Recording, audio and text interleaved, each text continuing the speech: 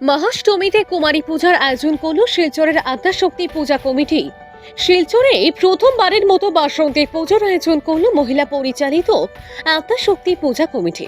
শনিবার মহাষ্টমী উপলক্ষে কুমারী পূজার আয়োজন করা হয়। মহিলাদের সম্মান জানানোর উদ্দেশ্যেই মূলত এই আয়োজন বলে জানিয়েছেন উদ্যোক্তারা। কুমারী পূজার তাৎপর্য তুলে ধরে সারাদিন নানা ধর্মীয় অনুষ্ঠানের মাধ্যমে বাসন্তী পূজা উদযাপন করেছেন কমিটির সদস্যরা। এদিন পূজার্চনা, অঞ্জলি প্রদান, মহাপ্রসাদ বিতরণ সহ সন্ধ্যায় ধর্মীয় সাংস্কৃতিক অনুষ্ঠানের আয়োজন করা হয়। মহিলা পরিচালিত আদ্যাশক্তি পূজা কমিটির তরফে প্রথমবারের মতো আয়োজিত 4 দিন ব্যাপী বাসন্তী পূজা মহোৎসবকে সফল করে তুলতে সকলের সহযোগিতা কামনা করেছেন আয়োজকরা। আগামীতে বাসন্তী পূজা আরো বড় পরিসরে আয়োজিত করবেন বলেও এদিন জানিয়েছেন উদ্যোক্তারা। এবার আমরা প্রথমবারের মতো আদ্যাশক্তি পুজো কমিটি আমরা পুজো করছি বাসন্তী পুজো।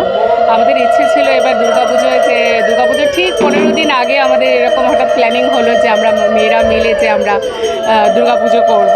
তো যেহেতু পুজোর সময় আমাদের সবারই ভীষণ ব্যস্ততা থাকে, তাই আমরা বাসন্তী পুজো, যেহেতু আমাদের বিশেষ করে হিন্দু শাস্ত্রে এই বাসন্তী পুজোটাই আসল পুজো এবং কালের পুজো, তাই আমরা বাসন্তী পুজোর সময়টাকেই বেছে নিয়েছি। এবং আজ মহাষ্টমীর দিন আমরা কুমারী পুজো করছি, কারণ প্রত্যেক মেয়েকে সম্মান জানাতে, এই পৃথিবীর প্রত্যেক মেয়েকে সম্মান জানাতে, এবং আমরা যেহেতু মেয়েরা পুজো করছি তাই আমরা কুমারী পুজো করছি। তুহিনাদি বলবো।